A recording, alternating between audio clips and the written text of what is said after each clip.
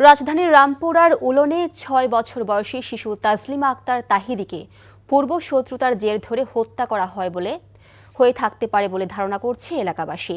Woollen এলাকার তাসলিমার বাড়ির পাশের নির্মাণাধীন ভবনের নিচতলার পানির ট্যাঙ্ক থেকে তার মরদেহ উদ্ধার করা হয়। বুধবার সন্ধ্যায় খেলতে বের হয়ে আর বাড়ি ফেরেনি তাহিদি।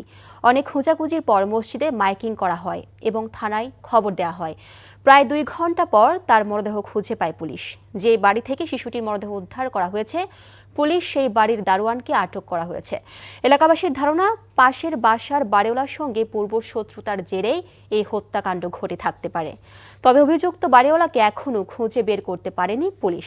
এদিকে ঘটনার সঠিক তদন্ত হচ্ছে না বলে অভিযোগ করেছে নিহতের স্বজনরা। এই মুহূর্তে রাজধানীর হাতিরঝিল থানা থেকে যুক্ত হচ্ছেন স্টাফ করেসপন্ডেন্ট আবির আহমেদ।